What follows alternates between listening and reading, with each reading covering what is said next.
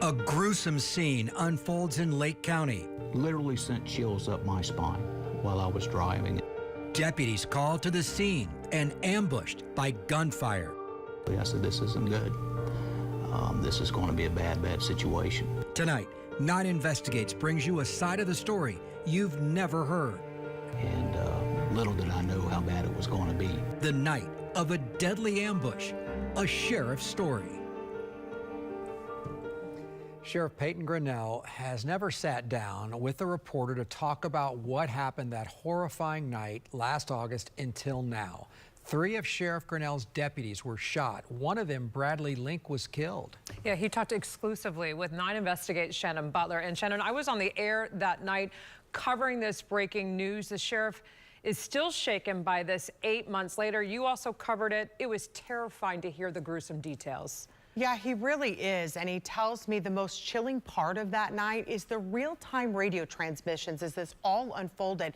It's something that haunts Peyton Grinnell to this day, and it may for the rest of his career.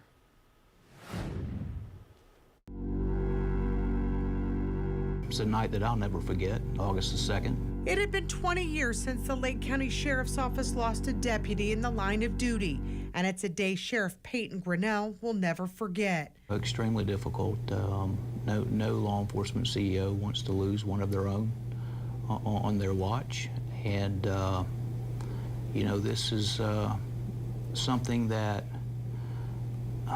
is hard.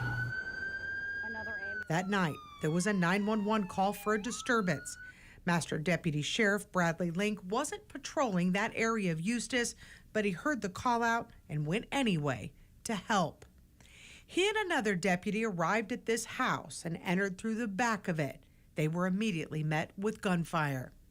Deputy Link was shot in the back, and despite trying to crawl out, he was shot several more times after he ran out of bullets.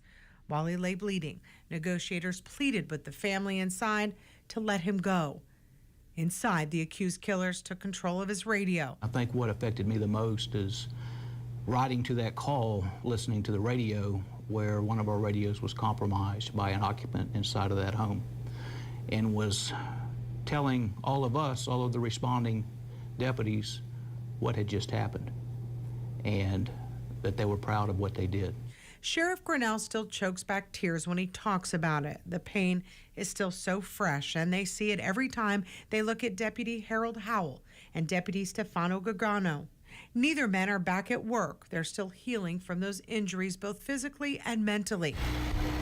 But the work here continues as it did before that awful night, and that includes making sure that justice is served. Julie Sulpizio, the only family member who survived that night, was in a mental health facility, but the court has now determined she no longer meets the criteria for mental health commitment, and a competency hearing is soon. Have you guys done things differently? Are things being done differently so something like that doesn't happen again?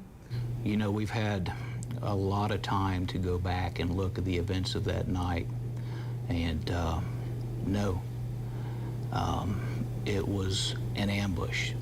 That simply put, it was an ambush. The deputies did everything that they could do. And in the meantime, the focus is on healing, not just for the sheriff himself, but for the whole department and the community they serve. What do you want the community and the public to know about that situation and moving forward for this department? What do you want them to know about those deputies, the department as a whole after this? I want the community to know, and I believe they do know, that Bradley Link died a hero. Now, those radio transmissions have not yet been released. In fact, even the body camera from that night, the sheriff's office says is exempt, but will likely be heard and seen at trial. Now, as for Sulpizio, that competency hearing is on May 29th. For now, the sheriff has no doubt that someday she will be in prison. Sheriff Grinnell indicated that religious beliefs heavily influence that situation. The home contains stockpiles of guns and ammunition. We're going to have much more on that part of the story tonight at 11. Greg and Martha.